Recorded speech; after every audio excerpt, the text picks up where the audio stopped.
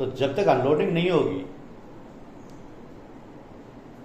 तब तक की सारी रिस्क ट्रांसपोर्टर की रहेगी, क्योंकि उसमें जितना भी माल लोडेड है, कई बार तो ऐसे आइटम्स भी लोडेड होते हैं एक ही व्हीकल में जिनमें एक दूसरे की स्मेल से, फ्रेगरेंस से या उसकी प्रॉपर्टीज से दूसरा माल खराब हो सकता है।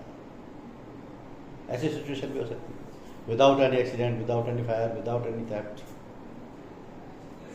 तो पॉइंट ऑफ डिस्चार्ज पर पहुंचने के बाद 3 दिन का ग्रेस कंपनी देती है। पहले दिन, दूसरे दिन, तीसरे दिन तक अगर माल डैमेज हो जाता है तो पॉलिसी में कवर है। इसके बाद अगर चौथे दिन कुछ डैमेज हुआ तो पॉलिसी कवर नहीं करेगी। तो ध्यान से समझने वाली चीज़ है, क्योंकि ये पॉइंट सबसे ज़्यादा फेवरेबल है ट्रांसपोर्टर के लिए जो भी पॉलिसी देता है। वो आपसे ये पूछेगा कि ग्रेस पीरियड है, कैपिटुलेशन आपका क्या रहेगा, क्योंकि नॉर्मली कोई 1 दिन देता है, कोई 2 दिन देता है, हो सकता है कोई 4 दिन भी देते हों, लेकिन इस पॉलिसी में 3 दिन का कवर हो, 3 दिन extra. Policy ends with unloading और expiry of 3 days whichever is earlier at the point of discharge. फिर से समझ लीजिए, पॉइंट ऑफ ओरिजिन पर अगर कोई लॉस हुआ है that is covered. Point of origin means where from the journey has to start. Chennai से क्या कोलकाता माल जा रहा, तो चेन्नई के पॉइंट ऑफ ओरिजिन के लाया, वहाँ लोडिंग अनलोडिंग हो रही है, वहाँ अगर कोई लॉस हो गया तो रिस्क कवर्ड है, प्लस सारे जर्नी पीरियड में रिस्क कवर है। One reached eight the point of discharge, जहाँ पहुँच गया है वहाँ पर भी अगर माल डिलीवर हो गया तो वेल एंड गुड, नहीं डिलीवर हुआ है तो 1 दिन तक, 2 दिन तक, 3 दिन तक रिस्क कवर रहेगी। ये कवर ड्यूरेशन है। फिर रेटिंग कैसे होगा पॉलिसी का? 3 क्राइटेरिया है, gross vehicle weight, limit of indemnity and add on. Gross vehicle weight transporter खुद बताएगा कि उसको पूरे साल का टर्नओवर कितना, उसको कितने सम इंश्योर्ड की पॉलिसी चाहिए। नॉर्मली हर ट्रांसपोर्टर को पता होता है कि उनके साल का टर्नओवर कितना होता है, लेकिन वो देखते ये हैं कि मान लिया उनका, जैसे मेरा पिछला साल टर्नओवर हुआ 2 करोड़, लेकिन मुझे लगता है इस साल मेरा टर्नओवर केवल 1.5 करोड़ ही हो पाएगा, क्योंकि मेरे नंबर ऑफ व्हीकल्स एक आध खराब हो जाएंगे, तो मैं 1.5 करोड़ की ले सकता हूँ। या मैं एक आध नंबर और बढ़ा रहा हूँ व्हीकल्स का, मुझे लगता है कि इस बार मेरा टारगेट 3 करोड़ का है, तो मैं 3 करोड़ बिजनेस करूँगा, तो मैं 3 करोड़ की ले सकता हूँ। Turnover is only criteria as a base, hard and fast नहीं है कि आप उतने का ही बीमा कराएं। ये GVW ग्रॉस व्हीकल वेट हर पॉलिसी का आपको देना पड़ेगा। GVW का मतलब क्या है? Gross vehicle weight of every vehicle which can be taken from the RC। Limit of indemnity transporter देखेगा टर्नओवर के बेसिस पर, और एड ऑन कवर ट्रांसपोर्टर की चॉइस पर है, वो चाहे तो ले, चाहे तो ना ले, चाहे तो दोनों ले, चाहे तो एक ना ले। तो GVW इसलिए है कि हर व्हीकल जितनी भी कैपेसिटी का है उसको RC से देख करके और प्रीमियम का बेस बन जाएगा। लिमिट ऑफ इंडेमनिटी ट्रांसपोर्टर खुद सेलेक्ट करेगा, अगर एड ऑन लेता है तो एडिशनल प्रीमियम उसका जुड़ जाएगा। लेकिन इन तीनों पर डिस्काउंटिंग और लोडिंग का भी प्रोविजन है। डिस्काउंटिंग और लोडिंग अंडरराइटर किस बेसिस पर देगा, व्हीकल्स की कंडीशन कैसी है, किस तरीके के व्हीकल्स ट्रांसपोर्टर यूज़ कर रहा है, close body, trailer, refrigerator, tanker. Fleet discount, कितनी बड़ी फ्लीट है उसके पास, 2 व्हीकल हैं, 10 व्हीकल हैं, 20 व्हीकल हैं, 200 व्हीकल हैं, 2000 व्हीकल हैं। It depends on the size of the. ऐसे ऐसे ट्रांसपोर्टर भी है जिनके पास 200, 250 व्हीकल्स, एक ही फ्लीट पॉलिसी में सब कवर्ड हो जाएगा। पास्ट क्लेम हिस्ट्री कैसी रही है और व्हीकल्स की एज और फिटनेस कैसी है, इस बेसिस पर प्रीमियम में डिस्काउंट किया जा सकता है। Compulsory excess 2% of the claim amount है। पॉलिसी में जितने भी क्लेम आएंगे हर एक पर 2% ऑफ द क्लेम अमाउंट कटेगा, जो कि मिनिमम 5000 रुपीज़ रहेगा। टेररिज्म के केस में ये थोड़ा डिफरेंट होगा, लेकिन वो तभी अप्लाई होगा जबकि टेररिज्म से लॉस हुआ हो, not otherwise. General exclusions, policy में कुछ लायबिलिटी कवर नहीं हो। फॉर एग्जाम्पल, माल भरा हुआ जा रहा है ट्रक माल से, रास्ते में कोई 2 आदमी सामने आ गए, दोनों की टक्कर हो गई और दोनों की डेथ हो गई एट द स्पॉट। अब ये जो लायबिलिटी है थर्ड पार्टी लायबिलिटी, ये कैरियर्स लीगल लायबिलिटी पॉलिसी में कवर नहीं होगी। क्यों नहीं होगी? क्योंकि उस व्हीकल की मोटर व्हीकल एक्ट के तहत ऑलरेडी जो कंपलसरी इंश्योरेंस होनी चाहिए वो ऑलरेडी है, और कंपलसरी के अलावा हमारी कंडीशन ये है कि पैकेज पॉलिसी होनी चाहिए, तो वो पैकेज पॉलिसी उसके पास है, कॉम्प्रिहेंसिव इंश्योरेंस पॉलिसी ऑलरेडी है उसके पास। तो ये जो थर्ड पार्टी लायबिलिटी है ये उस पॉलिसी में मिलेगी, ना कि कैरियर लीगल लायबिलिटी पॉलिसी में। किसी कॉन्ट्रैक्ट के तहत अगर कोई लायबिलिटी है वो भी पेबल नहीं है। Goods belonging to the transporter या उसका एजेंट या उसका सर्वेंट वो भी कवर नहीं है। राइट एंड स्टैक कवर नहीं है, लेकिन एड ऑन कवर है, एक्स्ट्रा प्रीमियम दे करके इसको कवर कराया जा सकता है। एक्ट ऑफ टर्न कवर नहीं है, लेकिन एड ऑन कवर है, एक्स्ट्रा प्रीमियम दे करके कवर कराया जा सकता है। इनहेरेंट डिफेक्ट, इनहेरेंट डिफेक्ट के मायने हैं कि प्रॉपर्टी में अपने जो उसकी प्रॉपर्टी है, जो माल है उसकी प्रॉपर्टीज हैं, उसकी वजह से माल खुद ही खराब हो गया। और ऐसा नॉर्मली खाने पीने के आइटम्स के साथ होता है, जिनके कि उनको हम पेरिशेबल गुड्स बोलते हैं। फॉर एग्जाम्पल वेजिटेबल्स हैं, फ्रूट्स हैं, मिल्क प्रोडक्ट हैं, इनकी लाइफ बड़ी कम होती है और इनका नेचर पे डिपेंड करता है। तो आफ्टर ए सर्टेन पीरियड उनकी लाइफ खत्म हो जाती है, साइज भी चेंज हो सकता है। तो ये जो इस तरीके का लॉस हुआ है वो किसी एक्सीडेंट से नहीं हुआ है, किसी फायर से नहीं हुआ है, ये उसकी इनहेरेंट प्रॉपर्टी से हुआ है। और ये तो होना था क्योंकि उसका नेचर है गुड्स का। जैसे मान लिया आपने बनाना से भरा हुआ चेन्नई से कलकत्ता तक भेजा है, अब बनाना की लाइफ कितनी होती है? 3 दिन, 4 दिन, 5 दिन। बाई चांस रास्ते में कहीं राइटर स्ट्राइक वगैरह हो गया तो 11वें दिन पहुंचा तो वो तो रास्ते में पूरा खत्म हो गया, जीरो हो गया उसको भाई। अब इसमें ना तो कोई एक्सीडेंट हुआ ना कोई लॉस हुआ, तो ये रिस्क तो कवर होगी नहीं, insurance company will pay nothing. Consequential loss पे कॉन्सिक्वेंशियल लॉस भी कवर नहीं होंगे, जैसे डिले ऑफ लॉस है या मार्केट की रेट फ्लक्चुएशंस है। और इसके अलावा अगर ट्रांसपोर्टर के पास प्रॉपर डॉक्यूमेंटेशन नहीं है, जैसे कि माल भेजा चेन्नई से कोलकाता और व्हीकल का परमिट है स्टेट परमिट, तो स्टेट परमिट से चेन्नई से कोलकाता तो नहीं जा सकता, उसको नेशनल परमिट चाहिए। तो ये किसकी गलती है? ट्रांसपोर्टर की, इंश्योरेंस कंपनी की गलती है। तो इस तरीके के कुछ एक्सक्लूजन्स हैं पॉलिसी में जो कि इम्पॉर्टेंट है। पॉलिसी में क्लेम प्रोसेस बड़ा सिंपल है, केवल इमीडिएट इंटीमेशन चाहिए इंश्योरेंस कंपनी को। इमीडिएट इंटीमेशन के मायने ये हैं कि insurance company will come into the action. जैसे उनको इंटीमेशन मिलेगी, इंश्योरेंस कंपनी एक्शन में आ जाएगी, पॉलिसी चेक करके तुरंत सर्वेयर भेजेगी। Surveyor will rush to the spot to take the photograph and check the loss और डैमेज। क्योंकि ट्रांसपोर्टर के ये बताने से कि ये माल डैमेज हो गया, इतनी क्वांटिटी का माल डैमेज हो गया, इससे तो लॉस असेसमेंट नहीं हो सकता ना। सर्वेयर जाएगा, फोटोग्राफ लेगा, लॉस को असेस करेगा, क्वांटिटी देखेगा कितना है, फिर उसका ये भी चेक करेगा व्हीकल नंबर वही है ना जो कि पॉलिसी में कवर्ड है। ये सब चीज़ें वेरिफिकेशन हैंड टू हैंड हो जाती हैं, इसलिए इमीडिएट इंटीमेशन जरूरी होती है। जब तक कि माल का फिजिकल वेरिफिकेशन नहीं होगा तब तक क्लेम सेटल नहीं हो पाएगा। और इस क्लेम में, पॉलिसी पर इस क्लेम में कुछ डिफरेंट तरीके के डॉक्यूमेंट्स की रिक्वायरमेंट होगी।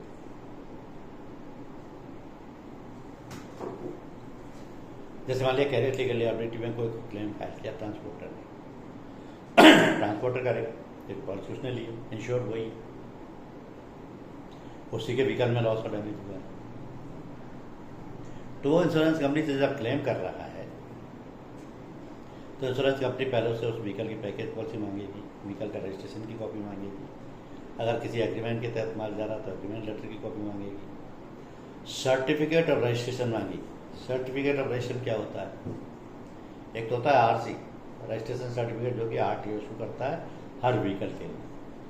आपके पास अगर बाइक है तो बाइक की भी आरसी होती है, कार है तो कार की भी होती है।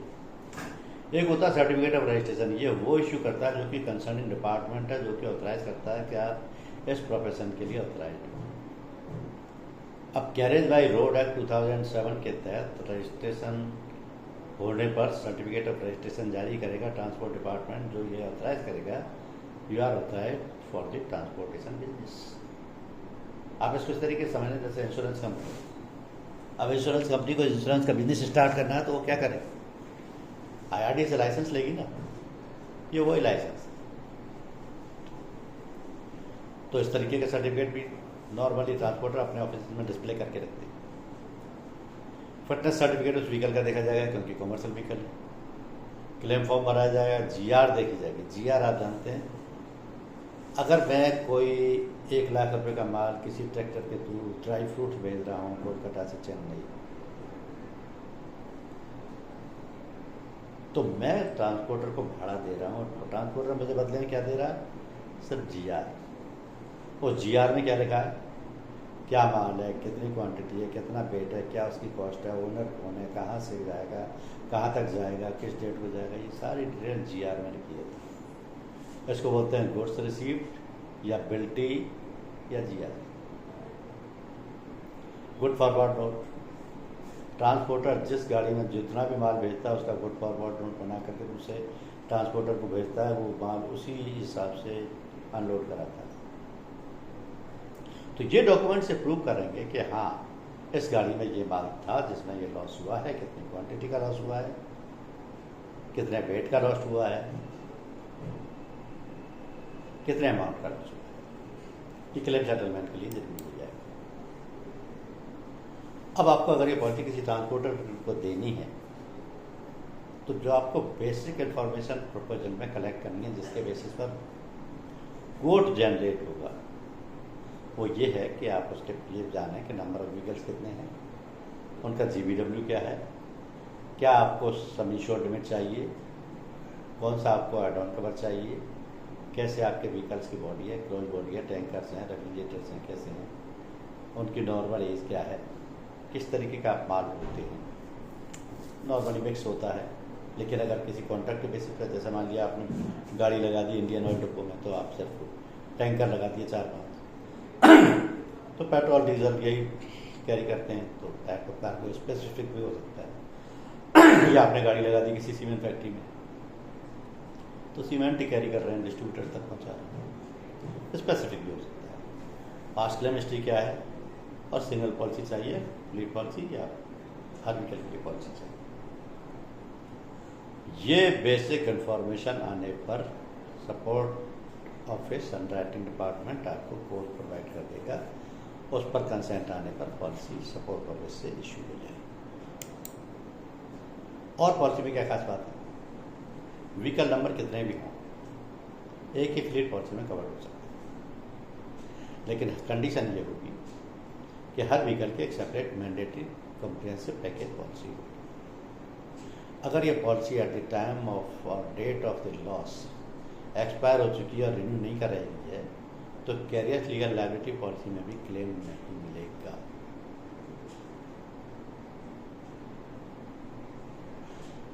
ट्रांसपोर्टर किसी भी तरीके का माल होता हो या एक जगह से दूसरी जगह भेजता हो, उसको उस पॉलिसी में कवर किया जा सकता है, लेकिन माल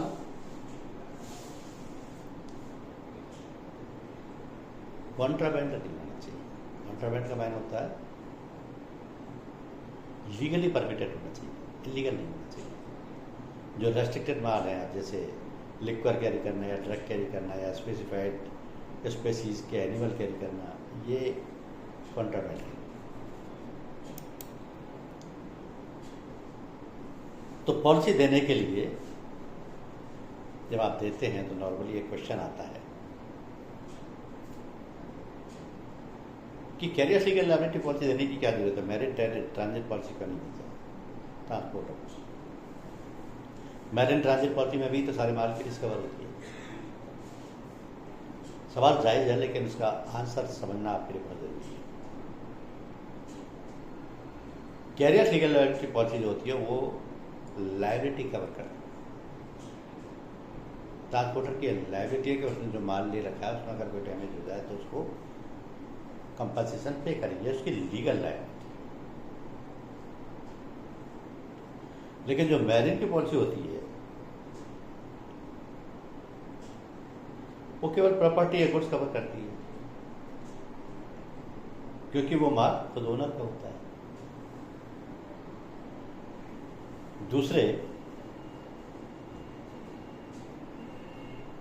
यहां जो ट्रांसपोर्टर है वो उनमें से किसी भी माल का मालिक नहीं है जिसको वो कैरी कर रहा है। Is only custodian. कस्टोडियन भी सिर्फ उतने पीरियड के लिए जितने दिन में जब तक के माल सेफ्टी डिलीवर नहीं हो जाता। लेकिन मैरिन की ट्रांजिट पॉलिसी में हमेशा ओनर लेता है और वो माल का मालिक, तो वो डायरेक्ट क्लेम ले सकता है। वो डायरेक्ट क्लेम ले सकता है। तो मैरिन पॉलिसी जो होती है वो इंडेमनीफाई करती है डायरेक्टली इंश्योर्ड। इंश्योर्ड कंसाइनर भी हो सकता है, कंसाइनी भी हो सकता है, सेलर भी हो सकता है, बायर भी हो सकता है। लेकिन कैरियर लीगल लायबिलिटी पॉलिसी में रिस्क कवर होती है ट्रांसपोर्टर की, कैरियर की, लॉजिस्टिक फर्म की। अब इसके लिए उसको कैरियर लीगल लायबिलिटी पॉलिसी ही लेनी पड़ेगी। अब इस पॉलिसी में एक खास बात यह होती है कि पॉलिसी तो 12 महीने के लिए है, लेकिन ना तो मोटर पॉलिसी में और ना कैरियर लीगल लायबिलिटी में पॉलिसी में अंडर इंश्योरेंस अप्लाई नहीं होता। मोटर पॉलिसी में अंडर इंश्योरेंस क्यों नहीं अप्लाई होता? क्योंकि पॉलिसी आईडीबी बेसिस पर इश्यू होती है। आईडीबी का मतलब क्या होता है? Insured declare value. आईडीबी की टेबल होती है मोटर व्हीकल की, मोटर व्हीकल टैरिफ में सारी कंपनियां आईडीबी के बेसिस पर इशू करती हैं। शुरू के 5 साल तक की वो टैरिफ में जो टेबल प्रोवाइडेड है, उसके बाद नॉर्मली 10% कम होती चली जाती है वैल्यू। तो ये फंडा ऑल इंडिया में सेम है। तो क्योंकि वो मार्केट वैल्यू पर इंश्योरेंस हो रहा है, इसलिए अंडर इंश्योरेंस की जरूरत ही नहीं। इससे बिल्कुल अलग हटके कैरियर लीगल लायबिलिटी में अंडर इंश्योरेंस क्यों नहीं अप्लाई होता? वो इसलिए नहीं होता कि यहाँ पर माल का मालिक ट्रांसपोर्टर जो है पॉलिसी ले रहा है, जो कि इंश्योर्ड है, वो मालिक है ही नहीं, वो तो केवल कस्टोडियन है। उसको तो एक्चुअली ये भी नहीं पता कि जो माल वो भेज रहा है उसकी एक्चुअल वैल्यू क्या है, खरीदने में कितना गया है, उसकी आज की डेट में वैल्यू क्या है, ये भी नहीं पता। जो माल के मालिक ने लिख दी उतनी वैल्यू के लिए उसने लिख दिया। लॉस हो गया तो उतनी वैल्यू वो पे कर देगा, चाहे वो कम लिखी है ज़्यादा लिखी। नॉर्मली एवरेज वैल्यू होती है। तो होगा क्या यहाँ? अगर अंडर इंश्योरेंस लगना भी हो तो किस बेसिस पर लगेगा? अंडर इंश्योरेंस के मायने तो ये है कि जितनी वैल्यू का आपका माल था उतने का आपको बीमा लेना चाहिए। तो माल तो कितना भी घटता बढ़ता रहता है, माल का माल के वो नहीं है, मालिक की क्वांटिटी भी नहीं पता है, ना उसको वैल्यू पता है। जितना उसने लिख के दे दिया उतना ही। इसलिए अंडर इंश्योरेंस इस पॉलिसी में भी अप्लाई नहीं होता, ना मोटर इंश्योरेंस पे अप्लाई होता। लेकिन लायबिलिटी जो पे होगी वो 2 बेसिस पर होगी, एओए और एओवाई। एओ का मतलब है एनिमल एक्सीडेंट और एओवाई का मतलब है एनिमल ईयर। हर लायबिलिटी पॉलिसी में ये फंडा लागू होता है कि 2 लिमिट ली जाती है, एनिमल एक्सीडेंट और एनिमल ईयर। अभी कैसे डिसाइड होंगे? क्योंकि सम इंश्योर्ड तो उसी बेसिस पर निकलेगा। जो भी ट्रांसपोर्टर ये पॉलिसी लेना चाहता है, कितना सम इंश्योर्ड की पॉलिसी लेगा, ये तो वो एओवाई के बेसिस पर डिसाइड करेगा। तो कैसे डिसाइड करेगा? हालांकि ट्रांसपोर्टर को सब पता होता है, लेकिन आपको पैसा होना चाहिए कि आप उसको क्या सजेस्ट करेंगे। जैसे फॉर एग्जांपल, एक सिंपल एग्जांपल से मैं समझाता हूँ। मेरी ट्रांसपोर्ट फर्म है, मेरे पास 5 टैंकर हैं, 5 मैंने हिंदुस्तान पेट्रोलियम पे लगा रखा। मैं डिपो से मान लेता हूँ, सारे डिस्ट्रीब्यूटर्स को सप्लाई करता हूँ, चाहे वो किसी भी स्टेट। अब मुझे अपना कैरियर लीगल लायबिलिटी का बीमा लेना है, क्योंकि अगर एक बार भी ढक्कन खुल गया सारा की सारा लीक हो जाएगा। आग लग गई तो नुकसान है, एक्सीडेंट हो गया तो नुकसान है, ओवर टर्न हो गया तो नुकसान है, व्हीकल पूरा का पूरा चोरी चला गया तो नुकसान है। तो मुझे अपने बिजनेस को चलाने के लिए कैरियर लीगल लायबिलिटी पॉलिसी चाहिए। मुझे दोनों लिमिट निकालनी है, एओए एंड एओवाई। मैं कैसे निकालूँ? तो मैं पहला फॉर एग्जांपल अपने सामने ये रखता हूँ कि मान लिया एक पूरा के पूरा totally filled tanker, filled to its full capacity, अगर जल जाए, एक्सीडेंट हो जाए तो मेरा एक बार में कितना नुकसान हो सकता है। मैंने आरसी से देखा कि टैंकर की कैपेसिटी है 5000 लीटर, और मान लिया पेट्रोल या डीजल जो भी जाता है उसकी एवरेज रेट है 100 रुपीज़। तो अगर पूरा टैंकर भी मेरा लुढ़क गया, खाली हो गया, चोरी चला गया, माल पूरा, तो मेरा एक बार में कितना नुकसान होगा? 5000 इंटू 100, 5 लाख। 5 टैंकर है मेरे पास, इसका मतलब 25 रुपये की लाइबिलिटी, 25 लाख की लाइबिलिटी होगी। और पूरा साल चलते हैं, इसका मतलब 25 लाख इंटू 365 डेज की लाइबिलिटी होगी।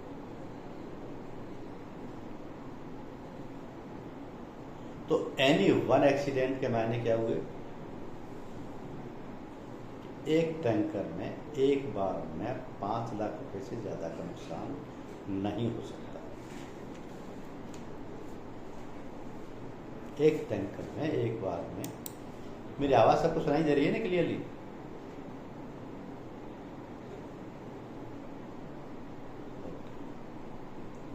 तो एक बार में एक टैंकर में 5 लाख से ज़्यादा का नुकसान इसलिए नहीं हो सकता क्योंकि उसकी इससे ज़्यादा कैपेसिटी नहीं है। एज पर आरसी 5000 लीटर ही, मैक्सिमम मान लिया एवरेज 100 रुपीज़ पर लीटर की रेट है, तो 5000 इंटू 100, तो ये तो हो गई एनी वन एक्सीडेंट लिमिट। और उसी को अगर 365 डेज या जितने दिन भी आप काम करते हैं उतने से मल्टीप्लाई कर दिया जाए तो पूरे एनी वन ईयर की लाइबिलिटी आ गई। तो इस तरीके से सम इंश्योर्ड निकाला जाता है। ये एक एग्जांपल इसलिए दिया है कि सिंपलेस्ट एग्जांपल। नॉर्मली ट्रांसपोर्टर क्या करते हैं, मिक्स गुड्स लेके जाते हैं।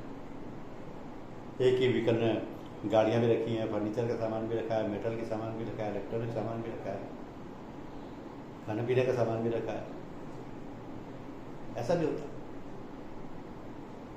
तो उनको ये आइडिया रहता है कि उनकी जो टोटल जीआर है उनका वैल्यूएशन कितना है, यानी कितने का माल इसमें जा रहा है। या यूँ कहे कि फुल कैपेसिटी में भी जाए व्हीकल तो उसकी कितने की उसकी टोटल माल की वैल्यू होगी। तो ऑन एंड एवरेज उनको वो आइडिया रहता है। तो अगर वो मिक्स्ड ट्रांसपोर्टेशन कर रहे हैं तो भी उस हिसाब से एनी वन एक्सीडेंट की लिमिट ले सकते हैं, एनी वन ईयर की लिमिट ले सकते हैं। हर ट्रांसपोर्टर को अपने टर्नओवर का आइडिया रहता है। प्रीमियम रेट कैसे लगेगा? बाई चांस जैसे मोस्ट हजार्डस आइटम है, जैसे हमने आपका भी एग्जाम्पल लिया पेट्रोल का। अब पेट्रोल या डीजल तो हाईली इन्फ्लेमेबल आइटम, रेट भी ज़्यादा होगा। 1% की रेट है मान लिया तो 1% जितना भी उसने इंडेमनिटी लिमिट सेलेक्ट किया उससे मल्टीप्लाई कर दिया। लेकिन ऐसा नहीं होता। जो मिक्स गुड्स वगैरह वाले हैं बहुत कम, या कोई फर्नीचर भेजता है, या कोई सीमेंट भेजता है, या कोई लकड़ी का आइटम भेजता है, या कोई खाने पीने की बोरियां भेजता है, तो रेट 20 पैसे, 25 पैसे, 30 पैसे, डिपेंड्स अपॉन द क्वांटिटी। हर तरह की रेट एप्लीकेबल है, but it depends on the car.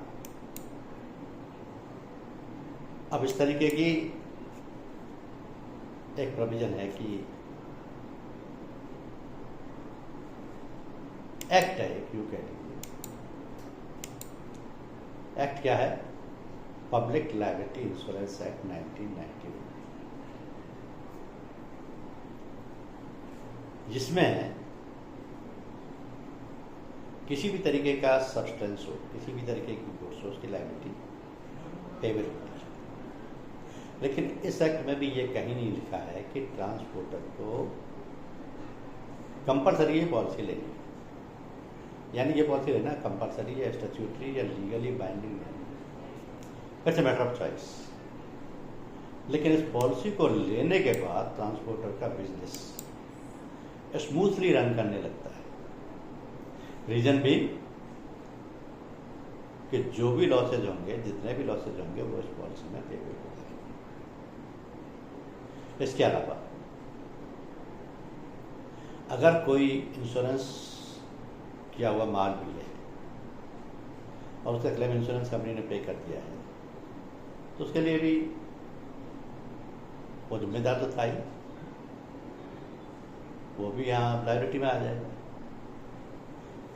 जितनी भी लायबिलिटी होगी पूरे साल की, एनिमल एक्सीडेंट, एनिमल ईयर के बेसिस पर, सारी की सारी पॉलिसी में कवर हो जाएगी।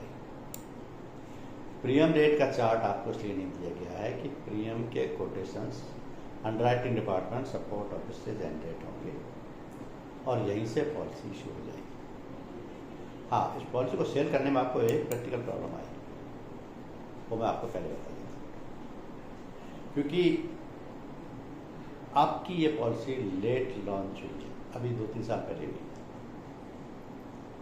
तो जहाँ भी ट्रांसपोर्टर तो हर शहर में होते हैं, ट्रांसपोर्ट नगर ही बसा हुआ होता है और ट्रांसपोर्टर के पास तो फ्लीट की फ्लीट होती है।